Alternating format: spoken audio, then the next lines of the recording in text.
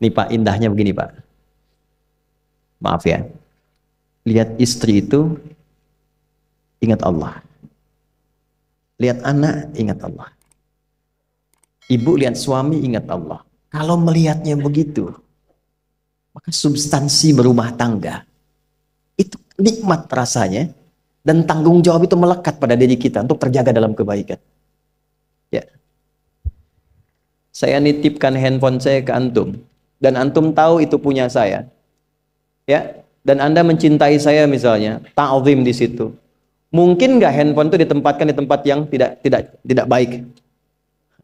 Mungkin nggak Anda taruh di lantai begitu saja? Demi Allah saya katakan, mungkin Anda akan mencari tempat terbaik, disimpan di situ, dirapi-rapikan, dilap-lap, karena Anda merasa itu punya saya yang dititipkan pada Anda. Manusia saja bisa Anda perlakukan demikian. Bagaimana ketika Anda melihat anak itu amanah Allah, yang Anda sebagai orang tuanya akan ditanya di kemudian hari. Maka kalau mau bersikap yang gak enak itu, gak bisa Pak kita lakukan. Mau bentak tuh gak bisa. Mau marah tuh ditahan-tahan. Ya. Dan itu dijaga. Lihat istri sebagai amanah Allah, itu beda caranya dengan hanya melihat kemanusiaannya saja. Istri melihat suami sebagai amanah Allah akan lain. Ya. Makanya akan selalu sempat dan optimal merawat istri sendiri dibandingkan lihat-lihat istri orang. Begitu sebaliknya. Ibu pun tidak harus berharap, kenapa ya suami saya nggak seperti Ustadz? Harapan yang sia-sia. Sudah ada turunan hikmahnya. Nah itu ada latihannya. Latihannya apa? Alladzina yadhkurunallah, zikir. Jadi kalau zikir itu sudah kuat dalam diri kita, ya sudah menghadirkan esensi zikir dalam diri kita, yang dilihat semuanya itu semua anugerah Allah Subhanahu wa taala. Jadi saat dia gembira itu dia bersyukur, dan saat dia sedang mengalami duka dia bersabar. Semua sama sebagai ibadah. Ajaban li amril mu'min. Kalau sudah seperti itu, kata Nabi, perkara hidupnya mengagumkan, gak ada keluhan. Itu latihannya zikir. Nah, zikir ini di Quran diturunkan dalam bentuk yang pokok berupa amalan ritual. Karena itulah semua bentuk amalan ritual disebut dengan zikir. Jadi kalau kita ingin hadirkan sifat tadi, maka cara pertama tingkatkan ibadah ritual. Salat.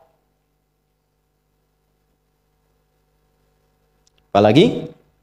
Al-Quran. Saya ambil dua dulu lah, supaya nggak banyak-banyak dulu.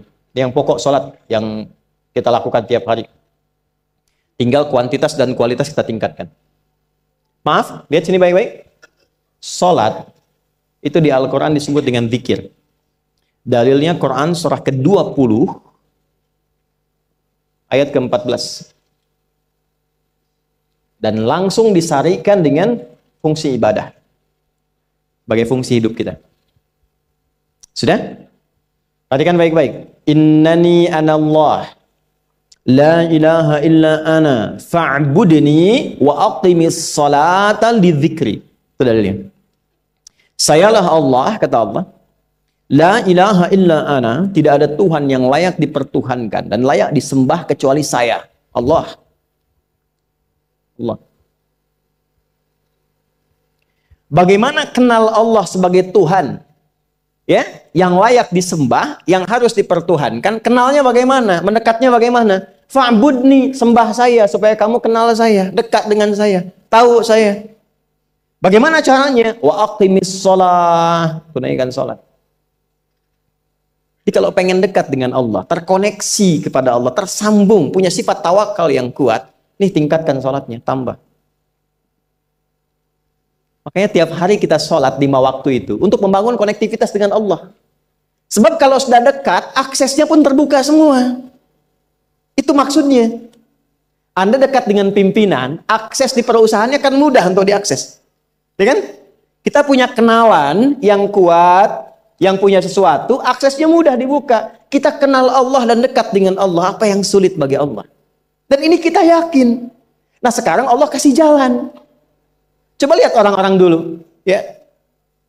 Mereka ketika akan melatih dirinya untuk tersambung kepada Allah, sholat semua, termasuk para nabi, rasul.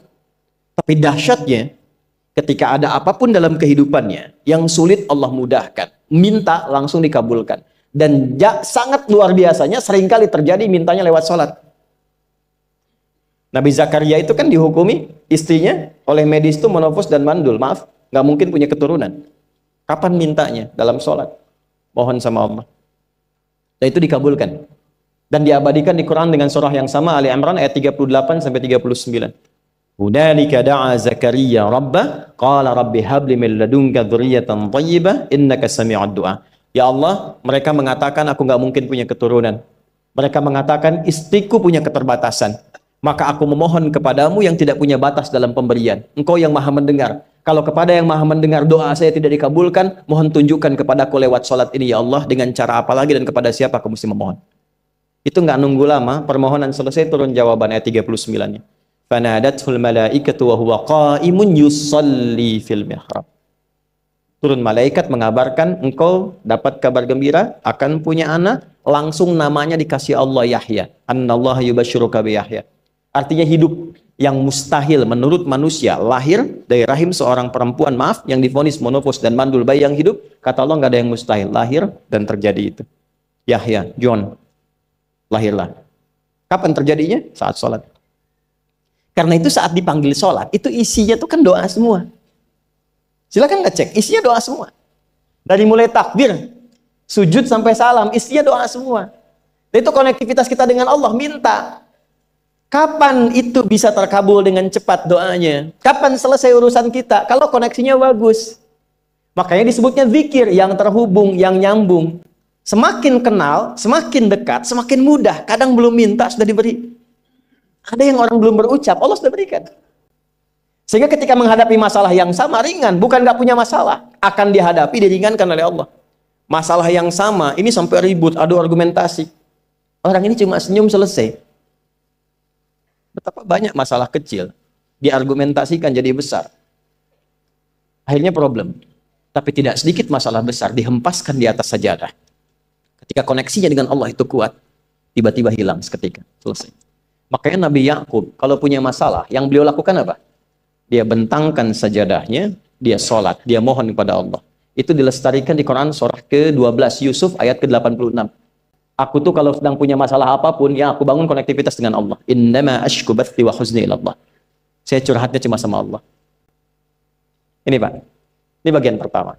Nah, jadi kalau ingin semakin kuat, sampai ada masalah diringankan, mau kerja dibukakan pintunya, itu ada jenisnya.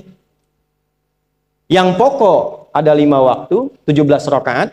Yang detil itu ada pada sunnahnya. Dan itu hebatnya dalam Islam. Dijelaskan caranya, disebutkan tujuannya, dan diterangkan hikmahnya. Contoh. Kita sekarang jam berapa? Jam 9.20. Di waktu saat ini ada waktu sholat disebut dengan sholat duha. Duha itu dibagi 3.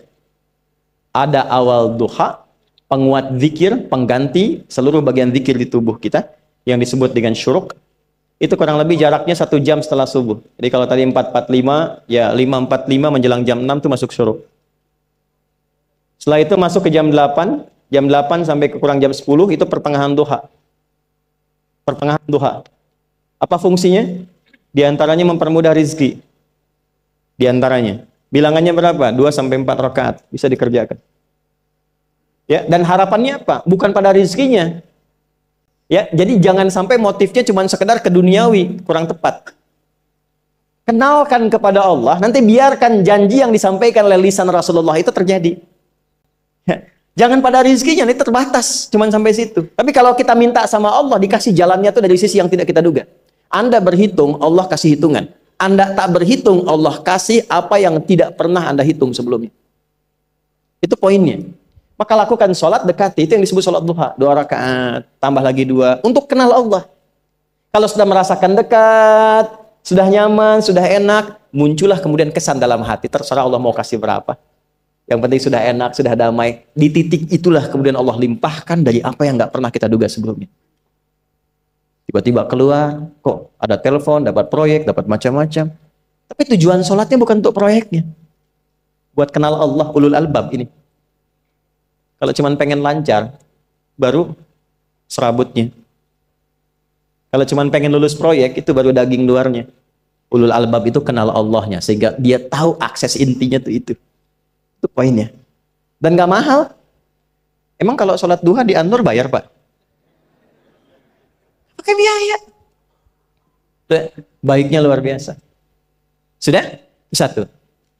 Kalau mau lagi misalnya, ini yang paling dahsyat nih. Dibimbing kita sampai ke posisi terbaik di apapun itu. Jadi ayah terbaik, ibu terbaik. Ya, jadi karyawan strategis, di militer terbaik. Terbaik tuh gini, di tempat terbaik yang memuliakan tuh makom namanya. Makanya kuburan sering disebut makam kan? Ya kan? Maksudnya apa? Maksudnya Anda selama hidup berkaryalah yang baik, ibadah yang benar, sehingga Anda wafat pun terhormat. Ya, kata makom itu pertama kali di Al-Baqarah ayat 125, makom Ibrahim. Ya. Ketika Allah sampaikan dalam Al-Qur'an, didapatkan di situ makom Ibrahim, wa idz ja'alnal baita matsabatan lin-nasi wa amna wattakhidhu min maqami Ibrahim. Makanya kalau kita tawaf, itu dari mulai Hajar Aswad kan sampingnya dekat sekitar 5 meter ada makom Ibrahim kan? Itu tapak kaki pertama beliau meninggikan pondasi Ka'bah, dan di situ diabadikan kemuliaannya sampai beliau wafat. Dikenal sampai sekarang. Ya, setelah sekian abad. Jadi kalau kita ingin terhormat dan masih dikenang sampai kapanpun, itu makom namanya. Tapi ada cara yang lebih hebat. Anda di posisi itu, lawan pun mengakui memang Anda yang pantas ada di situ. Itu namanya makom mahmuda. Makom mahmuda. Siapa yang bikin urutan 100 tokoh paling berpengaruh di dunia? Siapa? Saya tanya, yang nulis siapa namanya? 100.000? 200.000? Dia mencari langsung di Google tuh. Lambat mas, waktu habis. Michael Chart. Dia yang nulis, maaf ya. Urutan pertamanya siapa? Muhammad SAW. Yang nulis itu muslim atau bukan? Kok bisa tergerak hatinya untuk menempatkan seorang nabi muslim di tempat pertama? Saya tanya begini, kenal Abu Jahal nggak? Ya Allah, makin siang nih nggak fokus nih. Saya kira cuma di Bengkali saja yang kenal Abu Jahal, sini kenal juga. Baik, Abu Jahal itu, apakah orang ini tidak kenal Nabi? Orang ini tahu, kalau saya sebut orang ini berarti kurang bagus ya. Kalau saya sebut beliau berarti baik ya. Abu Bakar saya sebut beliau, Abu Jahal orang ini. Maksudnya Abu Jahal. Apakah orang ini tidak tahu kalau Nabi itu mulia? Nabi unggul. Nabi hebat kan? Jadi mengakui sebetulnya Nabi unggul. Dan gulat dengan Nabi itu dalam olahraga kalah. Dia tahu Nabi itu kuat. Ya. Di dalam cinta juga tahu Nabi paling unggul. Abu Jahal melamar Sayyidah Khadijah ditolak, Nabi nggak lamar, Sayyidah Khadijah minta dilamarin. Ya. Dari sejak itulah dia nggak mau tahu semua yang dari Nabi, pokoknya semua harus jelek. Walaupun dia tahu itu baik. Nggak kenal, sampai nggak menanamkan pada dirinya nggak ingin kenal kebaikan Nabi. Nggak ingin kenal pada sesuatu, itu jahlun namanya. Jadi kalau ada mbahnya yang paling bodoh, yang nggak pengen tahu, itu Abu Jahal namanya. Maka sejak saat itu orang ini disebut dengan Abu Jahal. Tapi Abu Jahal pun itu meyakini kebenaran, kekuatan Nabi, cuman karena iri saja. Gitu. Tapi dia nggak bisa nolak. Menilai seseorang di tempat terbaik yang kita nggak bisa nolak dan mengakui memang dia orang yang terbaik, itu namanya maqam mahmuda. Tahukah Anda? Jalan untuk mencapai maqam mahmuda itu nggak akan mungkin kita dapatkan kecuali mendekati yang punya semua maqam, yaitu Allah Subhanahu wa taala. Dan jalannya lewat sholat. Itu lewat sholat. Tapi karena ini levelnya istimewa, tingkat tertinggi, ya prajurit pengen jadi komandan terhebat yang diakui, nggak ada orang nyoal. Di kepolisian pengen jadi pimpinan yang baik dan semua mengakui sehingga nggak ada yang nyoal. Di perusahaan pengen jadi pimpinan yang ideal, ya semua mengakui, nggak ada yang nolak. Itu maqam mahmuda. Jalannya apa?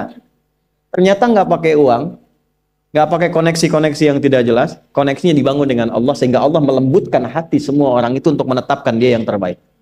Sholat. Karena levelnya tinggi, dinaikkan dari sekedar sholat fardu. Ditempatkan di waktu yang tidak biasa. Butuh pengorbanan, butuh perjuangan. Namanya tahajud. Turunlah Quran surah ke-17 ayat 79 sampai 81 itu. Quran surah 17 ayat 79 sampai 81. Ini poinnya. Wa minal laili fatahajjad bihi nafilatan laka asa ayyab'athaka rabbuka maqaman. Ini kan terjadi keanehan kan, ironinya. Anda pengen sukses, pengen tertinggi, Anda tahu Allah penentunya, Anda tahu Allah yang punya rizki, Allah punya kekuasaan, tapi Anda nggak mendekati Allah. Terus yang dipakai cara-cara salah, kenapa harus korupsi? Kenapa harus nyogok? Kalau SK-nya nggak Allah tetapkan, nggak akan turun juga. Dan sudah hukum, kalau ayah berbuat maksiat, itu anak istri pasti kena. Itu udah hukum. Makanya saya mohon ya para ayah itu kalau mencari nafkah, cari yang benar. Kasihan anak Anda yang di SD. Harus berhenti sekolah. Maaf, bukan anak Anda, maksudnya anak orang lah. Kenapa harus korupsi? Maka ketika ada tawaran sogokan yang nggak bagus, tuh yang dibayangkan tuh itu bukan cuma proyek jalan dapat uang banyak, tuh anak-anak tuh bahaya. Ke sekolah disebut anak koruptor, sedih. Istri nggak sanggup keluar belanja. Itu pikirkan, itu sudah hukum. Sudah hukum. Anak juga begitu. Kalau mau berperilaku, ingat orang tua. Sebab ketika tidak baik, orang tua pasti kena. Anak di sekolah berantem, yang dipanggil siapa? Orang tuanya. Itu selalu terikat. Di rumah tangga itu selalu begitu. Karena nafas itu terikat. Semua saling mengikat. Babnya itu jelas. Nah, balik ke sini. Kalau ingin tingkat yang tertinggi, dekati pemiliknya Allah. Ini. Makanya tuh harus punya itu. Itu ringan kalau sudah punya itu tuh Allah. Saya punya Allah. Kita mau apa? Takut hidup. Nabi ditodong pakai pedang. Siapa yang menyelamatkan Muhammad sekarang? Ringan Nabi jawab, Allah. Jatuh pedang. Dibalik, kamu siapa yang menyelamatkan kamu? Bingung. Dan punya Allah itu luar biasa. Nah, ini yang harus tanamkan pada jiwa. Punya Allah sebagai Tuhan. Kalau sudah dekat, kenal, baik dengan itu, akses mudah semua. Dan yang paling indah itu apa? Menerima apa yang Allah tetapkan. Hari ini nggak dapat, alhamdulillah. Saya masih dikasih jalan. Alhamdulillah, besok belum dapat. Ada akumulasi, paham. Paham. Nah, itu nggak mungkin bisa dapat rasa itu. Salah satunya, ikhtiarnya apa? Nih, tahajud. Dan hebatnya, kenapa sholatnya disebut tahajud? Tidak disebut sholat hajat. Ada hajat, ada tahajud, beda. Hajatun, hajada, hajadun, ada tahajjada ya tahajjud, tahajud. Beda. Tahajud, di situ aja. Ini sengaja nggak saya hapus nih. Mana staf saya? Oh, foto nih ya. Saya hafal insya Allah. Tahajud. Asalnya dari kata hajada, begini, ha, jim, dal. Ditambah ta di depannya, lalu ada tasydid sebelum akhirnya. Nih. Ini akarnya 3 huruf, ha, jim, dal. Hajada itu asalnya bangun dari tidur malam. Tidur dulu, lalu bangun setelah itu. Itu hajada. Pelan-pelan. Paham sampai sini? Kita teruskan. Kalau kita ingin berusaha untuk bangun, mengoptimalkan diri untuk bangun, maka tambahkan tak di depannya. Berusaha untuk mendapatkan atau mencapai sesuatu. Kalau yang kita akan lakukan itu tidak mudah, nggak gampang bangunnya, sehingga butuh rencana, butuh persiapan, ya kan? Maka tambahkan tasydid sebelum huruf akhirnya. Dari kata syiddah, apa yang mau dikerjakan ini nggak mudah. Memang pengen bangun itu jam 3. Tapi kan nggak tiba-tiba ujuk-ujuk bangun jam 3, belum tentu. Ya kan? Kita harus rencanakan dulu supaya bisa bangun, saat bangun tuh siap, bukan cuma bangun.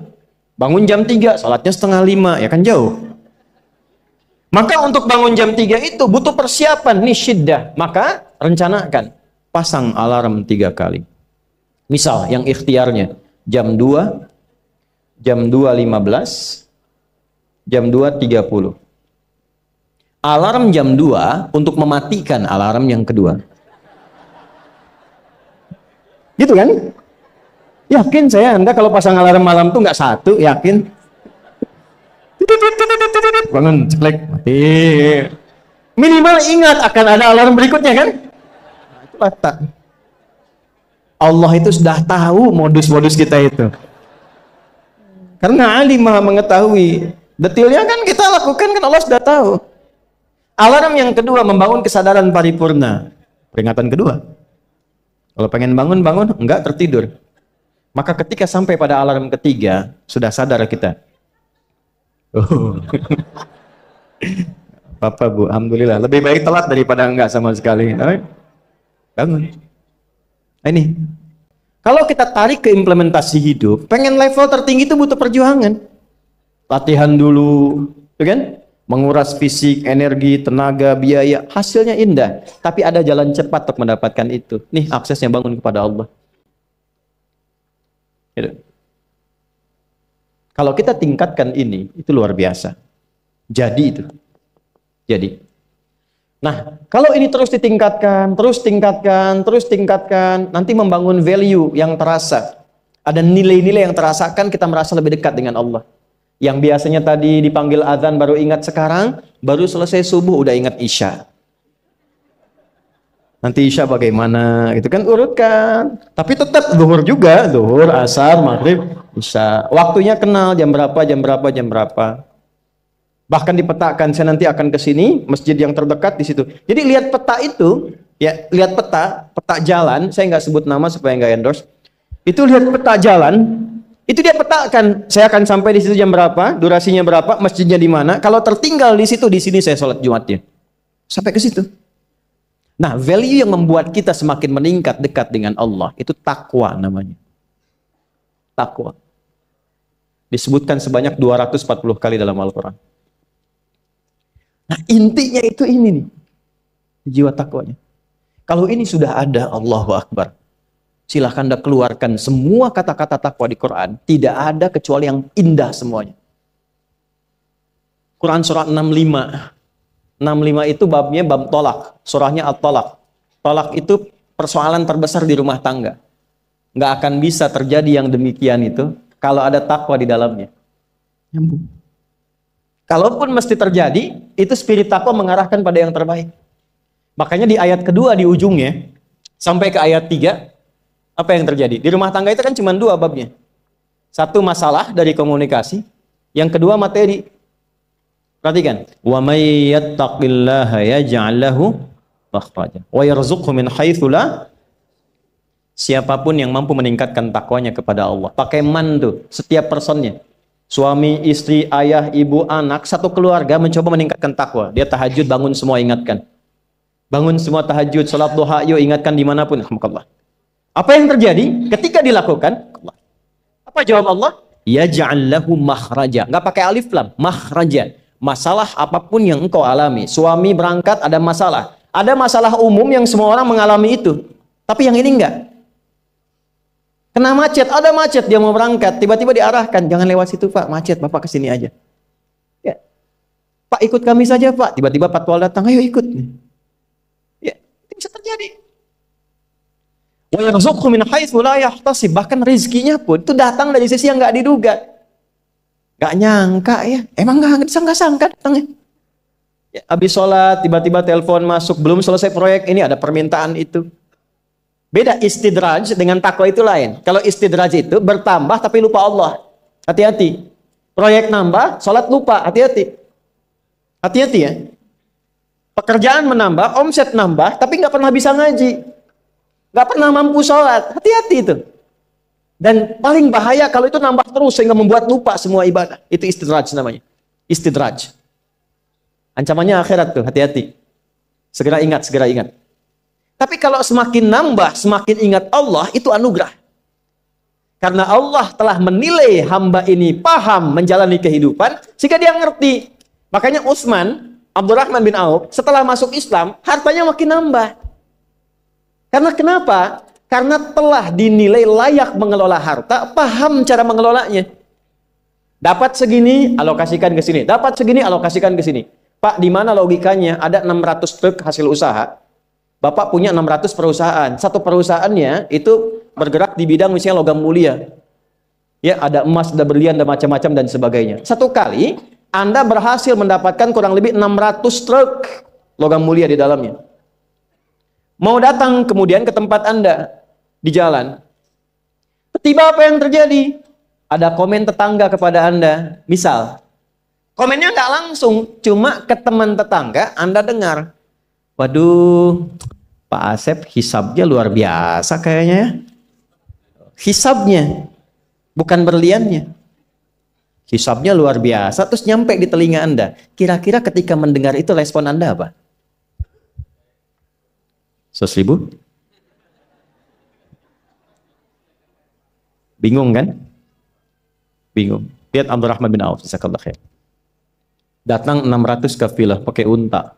Isinya semua emas, berlian, perak, macam-macam. Heboh Madinah, bum bum bum bum bum bum bum. Tiba-tiba Sayyidah Aisyah komen radhiyallahu taala anha. Beliau kan yang terdekat dengan Nabi, satu istri Nabi SAW. Jadi kalau sudah ring satu Nabi, ada yang komen, kita tuh cuma 3 sikapnya. Like, share, and subscribe. Gak usah ikut komen lagi. Sukai, share, subscribe. Ikuti jalannya. Apa komennya? Secara singkat, kama qalat. Aku pernah mendengar Nabi SAW mengatakan, Abdurrahman bin Auf itu agak lambat hisabnya.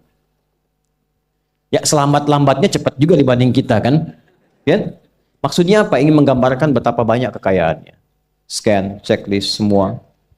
Ketika mendengar komen itu, apa kata Abdurrahman bin Auf? Saya jadikan semua yang baru datang itu saya sedekahkan semua untuk orang Madinah. Supaya mempercepat hisabnya itu. Saya sedekahkan semua. Bisa nggak begitu?